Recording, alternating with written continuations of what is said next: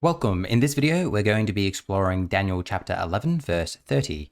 It reads, quote, "For ships of Kittim shall come against him, and he shall lose heart and withdraw." End quote. Now, this video is going to be dedicated to just analyzing the word Kittim.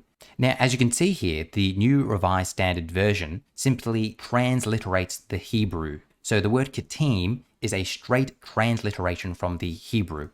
However, other versions of the Bible attempt to translate the word into something more meaningful. So, for instance, the New International Version will say, "Ships of the western coastlands will oppose him." In the New King James Version, you'll read, "For ships from Cyprus shall come against him." And then finally, in the Good News translation, we read, "The Romans will come in ships and oppose him." So now we're left with a very obvious question. We have the Hebrew word Kittim, and then from that word we have all these different translations: Western coastlands, Cyprus, Romans. So the natural question arises, how can this Hebrew word Kittim have so many different meanings? And this is what this video is going to be exploring. Now, before we go any further, we need to first say that although the word Kittim itself is very confusing, the context of Daniel 11 verse 30 leaves no doubt as to whom the Kittim refers to. The Kittim refers to the Romans. As Reynolds writes, quote, "Context leaves little doubt about the identification of the Kittim as Romans in Daniel 11:30. The verse refers to the famous incident now referred to as the Day of Ulysses, where an advancing Antiochus IV was confronted by the Roman consul Pompilius Linus in Ulysses, a suburb of Alexandria, in July of 168 BCE. End quote. We spoke about this incident in our last video, so please go back and watch that if you want to see this confrontation between Antiochus and Pompilius.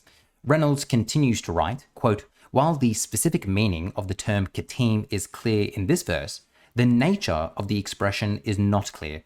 Should it be read as an explicit description of Rome, a gentilic? Is the description adjectival or even metaphorical?" End quote. So to put it simply, where does this word Kittim come from? Well, in this video, we're going to be exploring the history of this word. We'll go through how this word is used in other sources and specifically examine how the word evolved with time. Let's bring up a map to demonstrate what I mean by the evolution of this word. So obviously, the oldest sources that uses the word Kittim is in the Bible. And by and large, the Bible uses the word Kittim just to refer to the island of Cyprus. But then, as time progressed, it no longer just referred to Cyprus. Instead, the word expanded, and people began using the word Kittim to refer to all the western coastlands. So not just Cyprus, but to Crete, Greece, and other islands in the Mediterranean. As we shall see in 1 Maccabees, the word Kittim will be used to refer to Greece.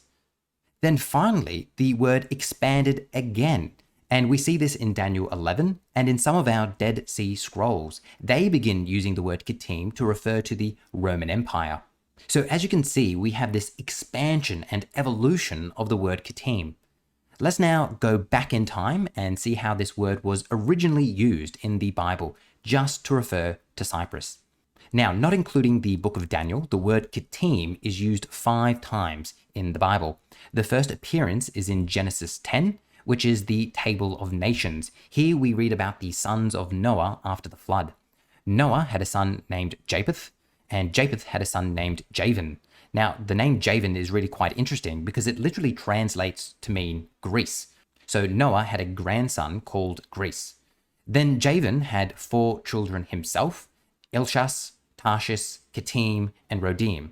In verse 4, we read, quote, "The descendants of Javan, Elshas, Tarshish, Kittim, and Rodim, from these the coastland peoples spread.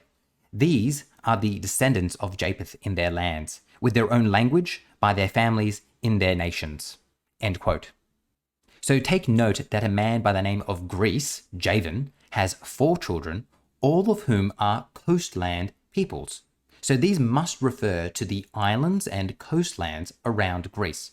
So turning back to our map for a moment, we can see that Javan means Greece, so let's put Javan there.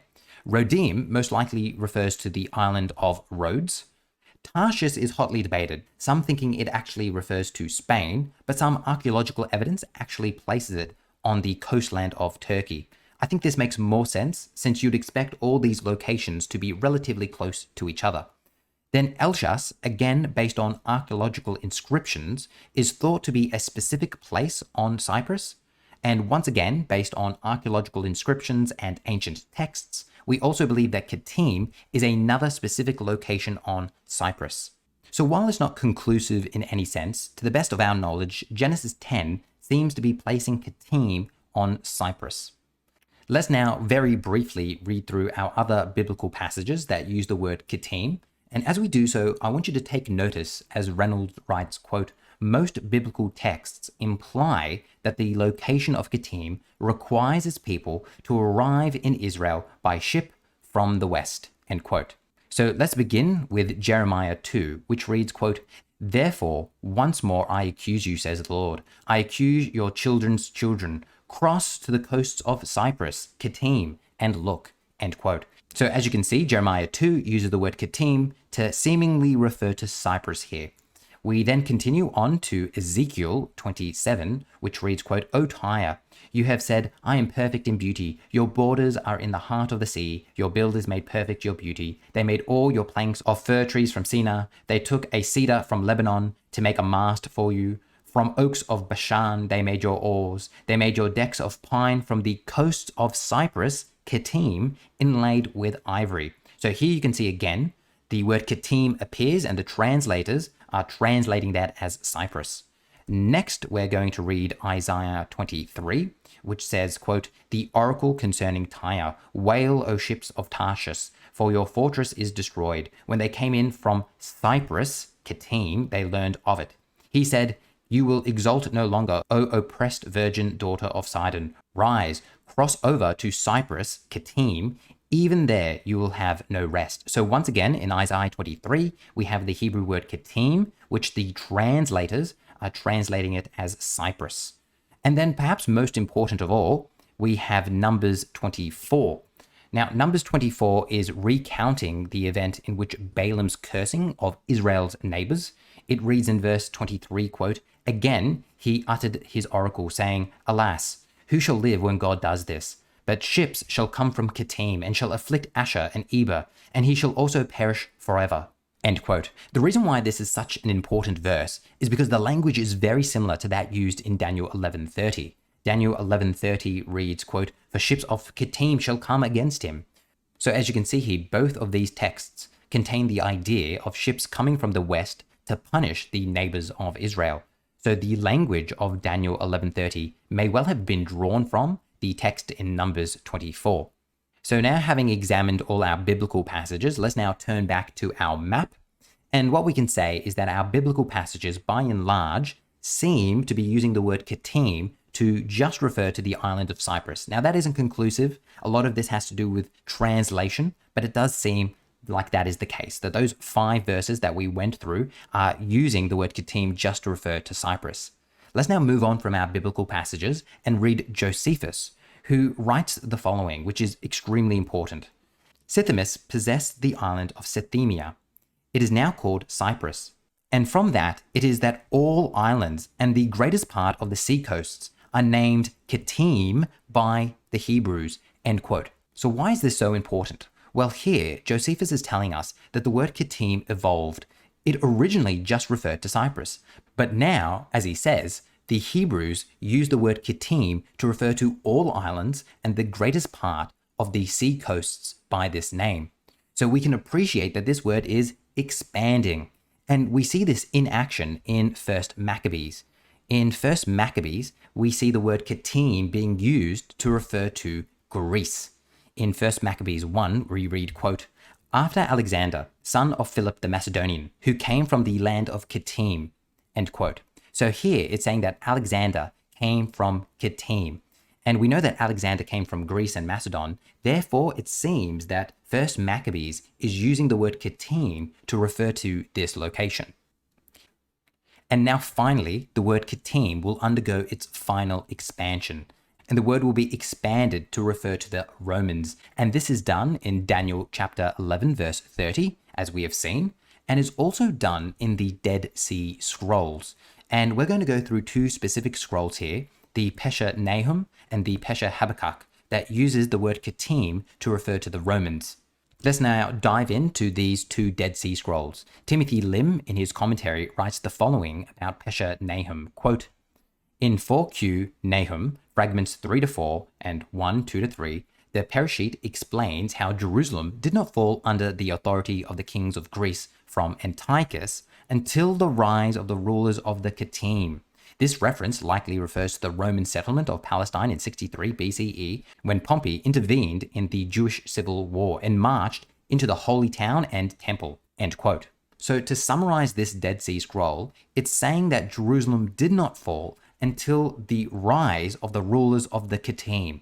And since we know that Jerusalem was conquered by the Romans, this scroll must be using the word Kittim to refer to the Romans. The other Dead Sea Scroll we will analyze here is the Pesher of Habakkuk.